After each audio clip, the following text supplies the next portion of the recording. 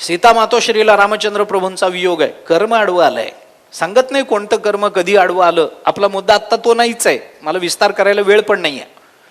पण भोगावं लागेल. धर्मराज युधिष्ठिर आयुष्यभर सत्य प्रतिज्ञा राहिले आणि भोगावं लागलं. स्वर्गारोहणाला जात असताना काय एकदा अर्धसत्य बोलले होते धर्मराज युधिष्ठिर. नरो वा कुंजरो वा अश्वत्थामा हतः नरो वा कुंजरो वा, एवढंच. हे पूर्ण असत्य होतं का? तर नव्हतं. पूर्ण सत्य होतं का? तर नव्हतं. पण भगवंतानी सांगितलं. म्हणे होते द्रोणाचार्य माझ्याकडे येतात आणि खोटं कसं बोलू, गुरु आहेत माझे. भगवान म्हणाले मग खरं बोलन मर. ते ऐकत नाहीत. मग अश्वत्थामा नावाचा हत्ती मेला म्हणून त्यांना खरं बोलशील तर मारतील तुला. पांडव एक वाचणार नाही आता. मग धर्मराजाने विचारलं आतापर्यंत खरं बोललो, गुरु समोर काय करू? भगवान म्हणाले डोळे झाकून खोटं बोल, काय झालं तर मी आहे. तू बोल, मी आहे. बोलायला लाव. आले द्रोणाचार्य. अश्वत्थामा होता. अरे अश्वत्थामा मेला. त्याने सांगितलं अश्वत्थामा मेला, हत्ती का माणूस माहित नाही. नरोवा कुंजरोवा मला माहित नाही. माणूस होता का हत्ती माहित नाही. अर्धसत्य बोलले. मला दृष्टांत विस्तारानं सांगायचंच नाहीये. एवढंच अर्ध. कायम सत्य बोलणाऱ्या या धर्मराज युधिष्ठिराच्या खात्यामध्ये एकदा एवढं अर्धसत्य, पूर्ण सत्य नव्हे, एवढंच अर्धसत्य जमा झालं होतं. परिणाम काय झाला? स्वर्गारोहणाला पांडव जेव्हा निघाले तेव्हा स्वर्गाच्या दारात जाईपर्यंत या धर्मराज युधिष्ठिराच्या पायाचा अंगठा गळून पडला. सत्य प्रतिज्ञा असणारे धर्मराज युधिष्ठिर, पण त्यांचा अंगठा गळून पडला. एवढा भोग त्यांनाही भोगावा लागला अर्ध सत्य बोलण्याचा.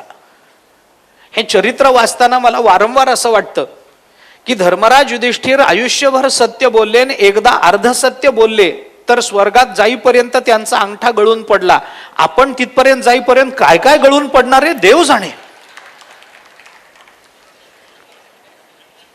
नुसता अंगठा जरी तिथपर्यंत जाईपर्यंत शिल्लक राहिला तरी पुष्कळ आहे.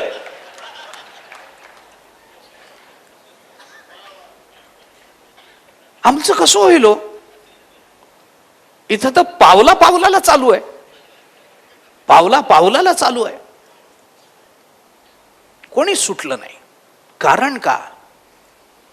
कर्ता ज्या वेळेला कर्म करतो त्यावेळेला त्या कर्माचं फल त्या कर्त्याला त्याच वेळेला प्राप्त होतं. फक्त उचित कालाची वाट बघत असतं. महाभारताने त्याच्याकरता एक उदाहरण दिलंय. यथाधेनु सहस्रेषु वत्सो विंदती मातरम तथा पूर्वकृतम कर्म कर्तारम अनुगच्छती असं म्हटलंय. याचा सरळ अर्थ असा आहे की 1000 गायींच्या कळपामधलं एखादं वासरू जर मागे कुठेतरी काट्यात अडकून पडलं तर गुराखी जातो, त्या वासराला सोडवतो आणि पुन्हा कळपात आणतो. कळपात आणल्याबरोबर भेदरलेलं ते वासरू, आईपासून वियोग पावलेलं ते वासरू, भीती असते त्याच्या अंतःकरणात, पटकन आईजवळ जावं असं त्याला वाटत असतं. आणि कळपात आणून सोडल्याबरोबर ते वासरू प्रत्येक गायीच्या तोंडाकडे बघत जातं का ही माझी आई आहे का म्हणून. ते जसं बरोबर आपल्या आईच्या स्तनाला जाऊन लागतं ना, तसं आपण केलेलं कर्म इकडं तिकडं न बघता बरोबर आपल्या बोकांडी येऊन बसत असतं. ते इकडं तिकडं बघतच नाही. म्हणजे शब्द फारच मराठवाड्यातला आहे, पण असू द्या, आपलाच नांदेड जिल्हा आहे, नांदेडचाच शब्द आहे, मी इथलाच आहे. आता ते बरोबर आपल्या बोकांडी येऊन बसणार, बरोबर आपल्या उरावर येऊन बसणार. ते सोडत नाही आपल्याला.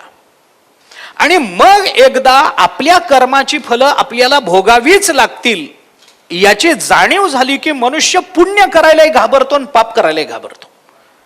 याची 2 कारणं. पहिलं कारण असं आहे की पुण्य आणि पाप याचा निवाडा आपण आपल्या बुद्धीनं करू शकत नाही. म्हणून आपल्याला जे पुण्य कर्म वाटतं ते पुण्य आहे की नाही ही भीती मनात असते. त्यामुळे मनुष्य घाबरतो. कारण बऱ्याच वेळेला आम्ही पुण्य करायला जातो ना आमच्या पदरात पाप पडतं. आम्हाला त्यावेळेला वाटत असतं मी फार पुण्य केलंय, पण ते पुण्य नसतं. कारण पुण्य आणि पापाच्या व्याख्या माणूस ठरवू शकत नाही. कृतीवरून पाप पुण्य ठरत नाही. कृतीच्या मागची भावना काय? पोट फाडणारा खुनी असतो आणि पोट फाडणारा डॉक्टरही असतो, पण डॉक्टरांच्या खात्यात पुण्य आहे आणि खुनी माणसाच्या खात्यात पाप आहे. दोघांची क्रिया एक आहे पण भाव वेगळा आहे ना. म्हणून पाप आणि पुण्य आम्ही ठरवू शकत नाही. तस्मात शास्त्रम प्रमाणन्ते कार्याकार्य व्यवस्थित हो, आम्हाला ठरवता येत नाही. भगवंतांनी अर्जुनाला सांगितलं. असो, कृत्याकृत्य व्यवस्था अनुष्ठावया पार्था शास्त्रची एक सर्वथा प्रमाण तुझं. ज्ञानोबारांनी बोलून दाखवलं. ठीक आहे, आम्हाला वाटतं आम्ही फार पुण्यकर्म केलंय. कशाचं पुण्य? मी छोटंसं उदाहरण सांगतो तुम्हाला. संध्याकाळची वेळ आहे, आपण घरामध्ये बसलो, काही पेपर वाचतोय, काही वाचतोय, पुस्तक वाचतोय. तेवढ्यात भिंतीवर एक किडा येतो, त्या दिव्याला भुलून. तो किडा येऊन भिंतीवर बसला की त्याला खायला पाल येते. आपण ते बघतो, आपल्याला वाटतं आता ही पाल या किड्याला खाणार, आणि आपल्या अंतःकरणात त्या वेळेला भूतदया जागी होते. भूतदया. मग आपल्याला वाटतं अरे आपल्या डोळ्यासमोर एका किड्याचा प्राण जाणार आणि आपण बघत बसणार. मग वाह अर्जुन. मग आपल्याला वाटतं ही पाल किडा खाईल, म्हणून आपण काय करतो, हातामध्ये काही पेपर असतो, काही उपरणं असतं, रुमाल असतो, नॅपकिन असतो, आपण ते हाकल. ती पाल बिचारी घाबरते, जाते निघून, आणि आपल्याला वाटतं की किड्याचा प्राण वाचवल्याचं पुण्य आपल्या खात्यात जमा झालं. मान्य आहे, किड्याचा प्राण आम्ही वाचवला की नाही? वाचवला. पुण्य लाभायला पाहिजे की नाही? लाभायला पाहिजे. पण अडचण काय झाली होती, त्या पालीला गेले 2 दिवसापासून अन्नच मिळालं नव्हतं, आणि तिच्या प्रारब्धामध्ये त्या दिवशी तेवढा किडाच एक लिहून ठेवलेला होता अन्न म्हणून. मग एखाद्या उपाशी प्राण्याच्या तोंडचं अन्न हिसकावून घेणं याला पुण्य म्हणतात का पाप? आणि आम्ही काय समजलो, आम्ही त्याला पुण्य समजतो, पण ते असतं पाप. पुण्य करता होय पाप तुकोबर आहे तर बोलूनच दाखवतात. म्हणून पाप का पुण्य आम्हाला ठरवता येत नाही. म्हणून पुण्य करतानाही आम्ही भयग्रस्त आहोत, आणि पाप करताना तर आहोतच आहोत. आणि दुसरा विचार त्याच्यातला वेदांत दृष्टीने असा आहे, भले आम्ही पुण्य करत असू तरी कोणत्याही पुण्यकर्माचं फल भोगण्याकरता आम्हाला पुन्हा जन्माला यावं लागतं, आणि जन्माला येणं हा दोष आहे. जन्माला येणं हा दोष आहे. येण्याची शरीरा येणे सरे पाहिजे ना. मी दान केलं आणि त्या दानाचं पुण्य भोगण्याच्या आज जर माझा देहपात झाला, मी जर मेलो, तर ते दानाचं पुण्य भोगण्याकरता मला पुन्हा जन्माला यावं लागेल की नाही? अगा कर्मी जै उरावे तैती सुखदुःखी पळावे तया ते भोगावया यावे देहा एका, असं आहे ना. मग तो पुन्हा जन्माला येईल. मग जन्माला येणं हाच जर दोष असेल, तर दानासारखं पुण्य करूनही जर पुन्हा दोष प्राप्त होणार असेल, तर मग दान करायलाही मनुष्य घाबरेल. मग आम्हाला तर कर्म न करता राहता येत नाही, आणि कर्म केलं तर दोष निर्माण होण्याची शक्यता आहे. कसंही केलं तरी अडचणच आहे. न करता तर राहता येत नाही. नाही कश्चित क्षणमपि जातु तिष्ठत्य कर्मकृत. कारण का? कार्यते आवश्यक कर्म सर्व प्रकृती जैर्गुणही. हे कारण आहे. संग जव प्रकृतीचा त्याग न घडे कर्माचा, ऐसियाही करू म्हणती तयाचा आग्रहोची उरे. ज्ञानोबा आहे त्याच श्लोकाच्या खाली बोलतात. आम्हाला कर्म तर करावं लागणारच. आम्ही कर्म करतो आणि त्या कर्माचं फल आम्हाला भोगावं लागतं. ते कर्म कसंही असलं तरी भोगावं लागतं, आणि कर्मफलाचा भोग हा दोष आहे, भय आहे. पुन्हा आम्हाला पुन्हा दोष लागेल. मग काय करावं? ज्ञानोबारांनी कर्मशास्त्राच्या दृष्टीने विचार करताना आपल्याला असं सांगितलं, कर्माची या मोहरा उठून येदोनी अहंकारा, तरच हे भय निवृत्त होतं. आम्ही कर्म करतो आणि कर्माचं फल आम्हाला का भोगावं लागतं याचं कारण सांगताना ज्ञानेश्वर महाराजांनी आम्हाला कर्मफलाच्या भोगाची 2 कारणं सांगितली आहेत. कर्तृत्वाचा मधु आणि कर्मफलाचा आस्वादू, या दोहीचाही नाव बंधू कर्माचा की. कर्माचा बंध निर्माण होण्याकरता आमच्या ठिकाणी कर्तृत्वाचा अहंकार कर्माबरोबर निर्माण होतो, आणि कर्मफलाची आसक्ती निर्माण होते. आम्ही जर तो अहंकार कर्मातला वजा केला तर आम्हाला कर्माचं भय निर्माण होणार नाही परिणामाचं, कारण अहंकाराचं राहित्य म्हणजेच कर्मफलाच्या आसक्तीचा त्याग आहे. आणि एकदा का कर्मफलाची आसक्ती आमच्या अंतःकरणातून निवृत्त झाली की आम्ही कोणत्या जन्माला जाऊन आम्हाला पुढच्या जन्मी काय भोगावं लागेल याचं भय माळायचं कारण नाही. अहंकाराची निवृत्ती. म्हणून कर्म करत असताना जर भय निवृत्त करायचं असेल तर कर्मातला अहंकार निवृत्त केला पाहिजे. अहंकार निवृत्त करायचा म्हणजे काय करायचं? मी कर्म करतो ही जी भावना आहे ना, या भावनेचा बारकाईने विचार करायचा. मी कर्म करतो म्हणजे कोण करतो? कारण कर्तृत्वातला मी हा नेहमी बंधनाला कारण असतो. आम्हाला जर तो मी बाजूला करता आला ना तर आम्ही बंधनात पडत नाही, आम्हाला जन्ममरणात अडकायचं कारण नाही. एका मूर्तिकाराने स्वतः सारख्या सुंदर 9 मूर्त्या केल्या. एक मूर्तिकार होता, उत्तम मूर्त्या बनवायचा. एके दिवशी एक महात्मा त्याच्याकडे आला.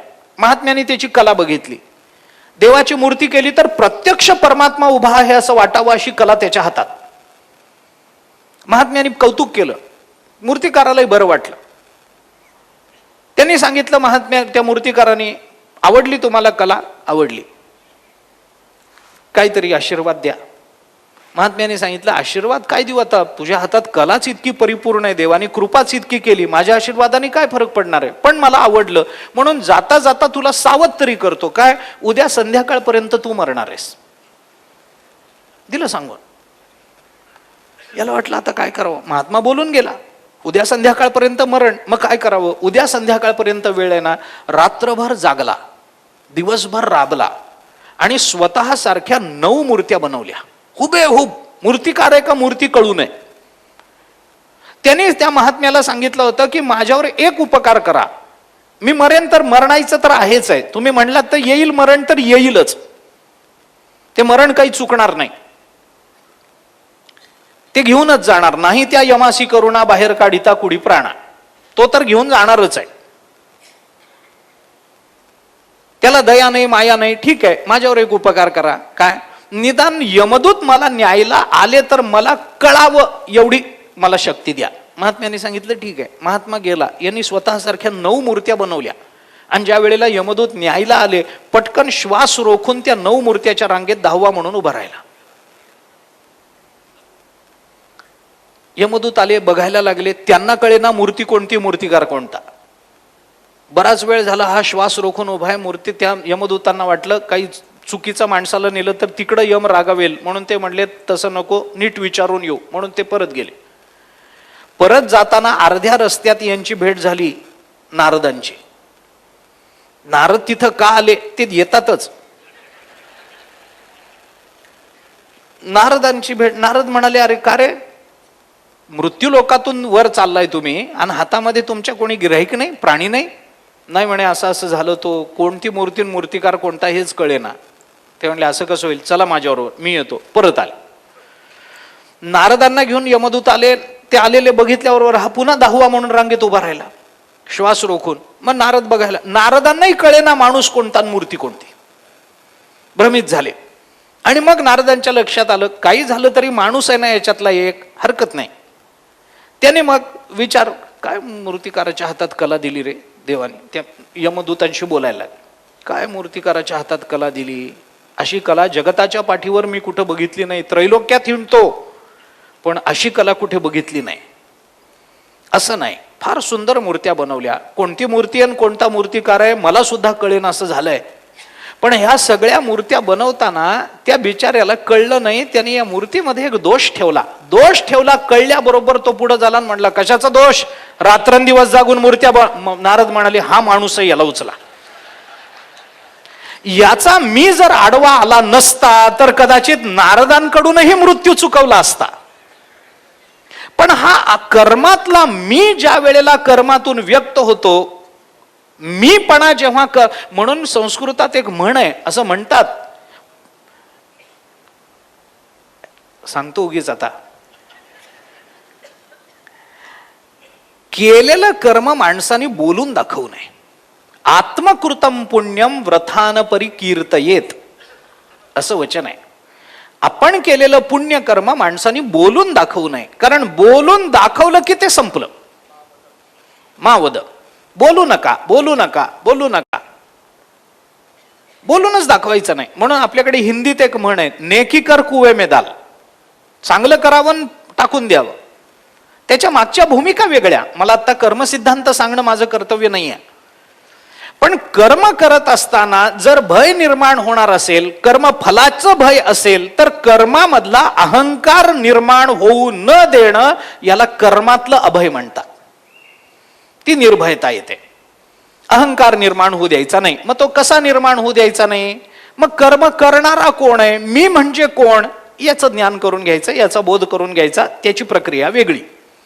ज्ञानोबरायांनी कर्मा कर्माची या मोहरा उठू ने दोन्ही अहंकारा संसाराचा दरारा भय सांडणे येणे, याच्याने भय निवृत्त होतं, हा एक विचार बोलून दाखवला. दुसरा एक विचार ज्ञानोबरायांनी ज्ञानदृष्टीने बोलून दाखवलाय, तोही विचार मी आपल्याला सांगतो. ऐक्य भावाचे नि पैसे दुजे मानोनी आत्मा ऐसे भयवार्ता देशे दवडणे जे. ज्ञानोबरायांनी दुसरं एक चिंतन. आता ज्ञानदृष्टीनं एक भय असतं. ज्ञानातलं भय कशाने निर्माण होतं? ज्ञानातलं भय हे नेहमी भेदात निर्माण होतं. आपण भयाचा विचार करत असताना स्वभिन्नता हे अगदी प्रथम कारण आहे असं वारंवार बोलून आलोय. आणि भेद निर्माण झाला की भय निर्माण होतं. भेद निर्माण झाला, तुम्ही आणि मी वेगळे, जोपर्यंत दोन मित्र दोघांना एकमेकांचा जीव प्राण मानतात तोपर्यंत दोघांना एकमेकांपासून भय नाही आहे. पण एखाद्याच्या मनामध्ये विकल्प आला आणि त्यांच्यामध्ये भेद निर्माण झाला की मग दोघांनाही एकमेकांपासून भय आहे.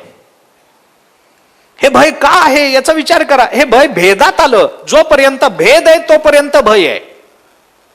म्हणून आपल्याला उपनिषदांनी सांगितलं द्वितीयाद्वयी भयम भवती. द्वितीयाद्वयी भय निर्माण होतं, कारण काय? द्वितीयाद्वयी हे दोनपणाचं भय आहे. आणि भय नेहमी जर द्वैतात राहत असेल, भय नेहमी जर भेदात राहत असेल, तर हा विचार आपल्याला केलाच पाहिजे. काय केलं पाहिजे? उपनिषदाने यतो वाचो निवर्तन्ते अप्राप्य मनसा सह आनंदम ब्रह्मणो विद्वान न बिभेती कुतश्चन असं म्हटलंय. ते ज्या परमतत्वाला जे जाणतात ते कशालाही घाबरत नाही. भयात अग्निस्तपती भयात तपती सूर्य भयात इंद्रश्च अग्निश्च मृत्युर्धावती पंचमहा. उपनिषदांनी चिंतन केलंय. हे सगळं भयग्रस्त झालेले आहेत. का?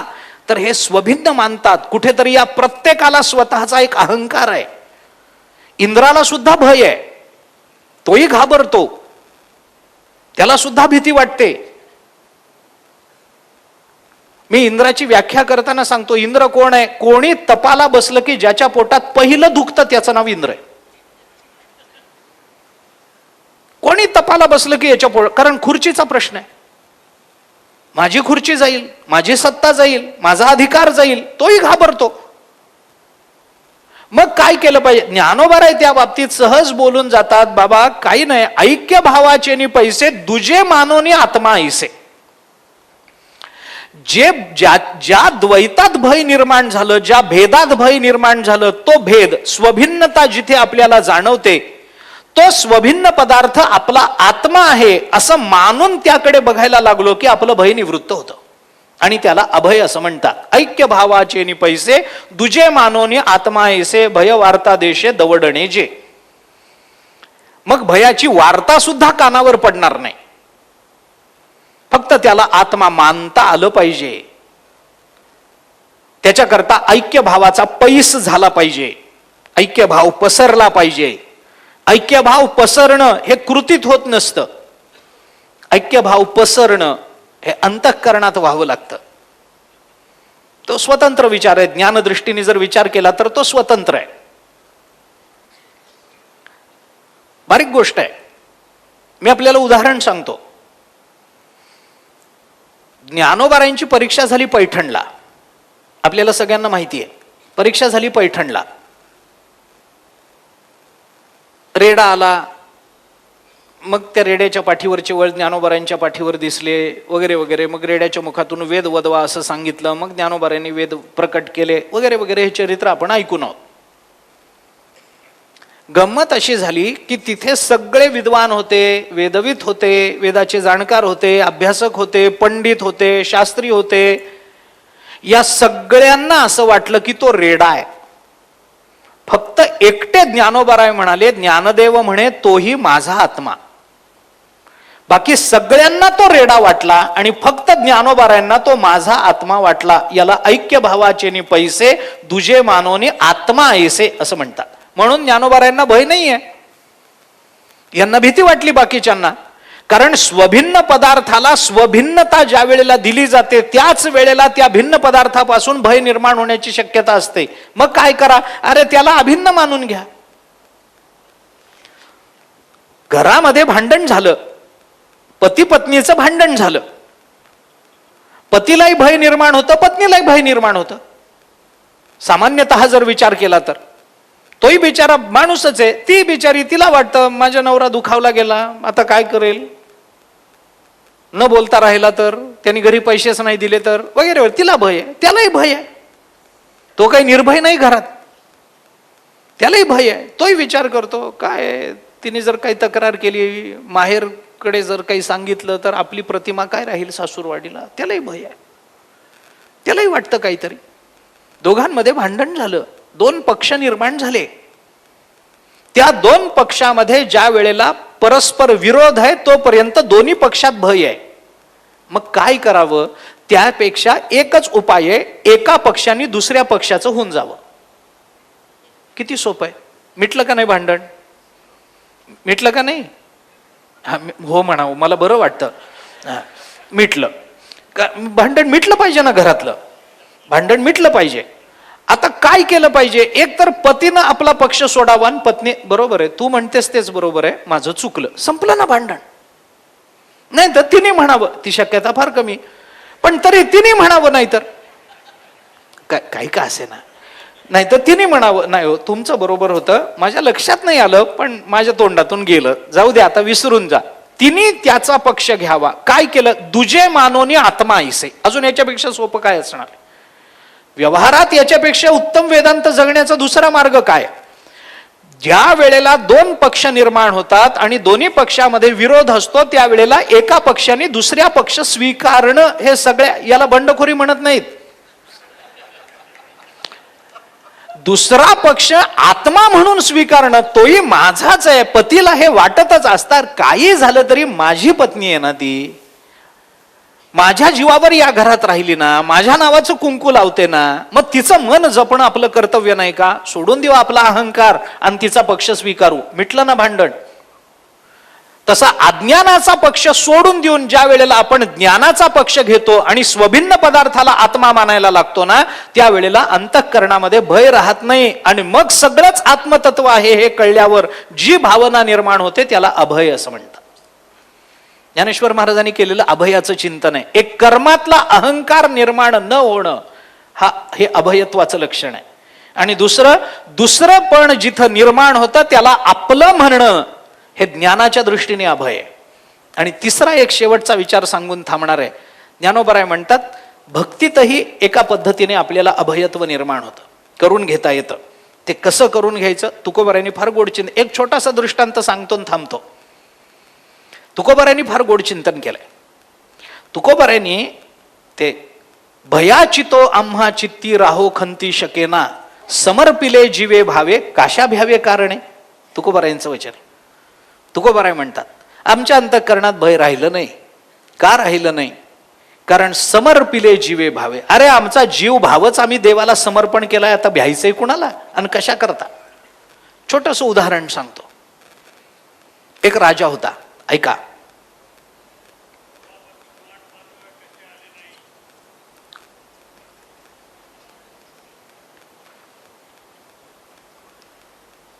काय झालं? एक राजा होता. मी संपवतो, तुम्हाला स्टेज तुमच्या हातात आहे, काहीच प्रश्न. काय चाललं होतं? एक राजा होता. एक राजा होता, प्रवासाला निघाला. दुसरीकडे दुसऱ्या देशात जायचं होतं. समुद्रातून प्रवास, जहाजावरून जायचं होतं. तो निघणार एवढ्यात एक महात्मा त्याच्याकडे आला आणि महात्म्याने सांगितलं, मलाही तिकडंच जायचंय, पण माझ्याजवळ पैसे नाहीत, संपत्ती नाही, तुमच्या जहाजावर मला येऊ द्याल का? राजा म्हणाला, या की, किती चांगली गोष्ट आहे. तुम्ही पण मला काही वजन नाही, तुमचं जहाज सगळं भरलेलं आहे, तुम्ही एक त्याच्यामध्ये, एवढं काय त्याच्यामध्ये, काही संकोच करू नका, आनंदानं या. उलट तुम्ही आलात तर तुमचा संग मला मिळेल, साधू संघानं माझा प्रवास आनंदाचा होईल, चला चला. राजाने त्याला बरोबर घेतलं. दोघांचा प्रवास सुरू झाला. समुद्राच्या ऐन मध्यात जहाज आलं आणि एक मोठं वादळ समुद्रामध्ये निर्माण झालं. ते जहाज असं हेलकावे खायला लागलं. जहाजावरचे सगळे घाबरले. सगळ्यांना वाटलं बस संपलं आता, शेवट.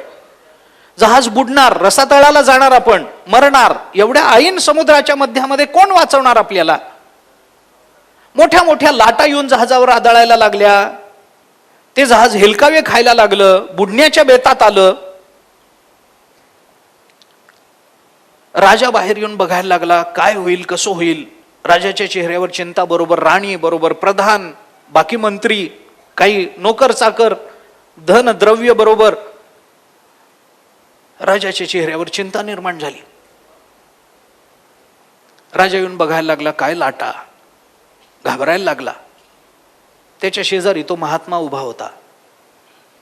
राजाने त्याच्याकडे बघितलं, भीतीचा लवलेश नाही चेहऱ्यावर, महात्म्याच्या भयाचा लवलेश नाही. राजाला आश्चर्य वाटलं, अरे सगळं जहाज घाबरलं, याला काही भीती होती. त्याने त्याला विचारलं, का हो महात्मन, तुम्हाला भीती नाही वाटत? म्हणले, कशाची भीती? अहो, एवढ्या लाटा आदळायला लागल्यात, आपलं जहाज राहील का जाईल, फुटेल, याची शाश्वती नाही आहे. कोणताही क्षण आपला शेवटचा क्षण असू शकतो, आणि तुम्हाला भीती नाही वाटत मरणाची? म्हणलं, नाही वाटत. का नाही वाटत? का नाही वाटत तुम्हाला? एवढी भयाचा प्रसंग निर्माण झालाय, मरणाच्या दारात आपण उभे आहोत, आणि तुम्हाला भीती नाही? नाही. का नाही भीती वाटत? महात्मा हसला. महात्म्याने राजाला सांगितलं, राजा, तुझ्या कमरेला तलवार आहे का रे? म्हणलं, हो आहे.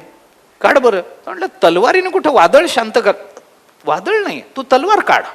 राजाने तलवार काढली. महात्म्याने विचारलं, तलवारीला धार आहे? तोंड लाव, काही खेळण्यातली तलवार आहे काय?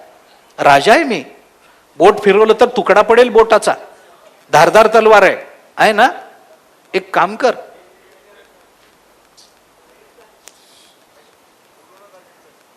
एक काम कर, राणीच्या मानेवर तलवार ठेव बरं. राजाने ठेवली, उघडी तलवार राणीच्या मानेवर ठेवली. हेलकावे खातय जहाज, थोडा जरी राजाचा हात हल्ला तरी राणी संपली, राणीचं मस्तक वेगळं होईल. तर जहाज हलतय, सगळीकडून पाणी अंगावर पडतंय.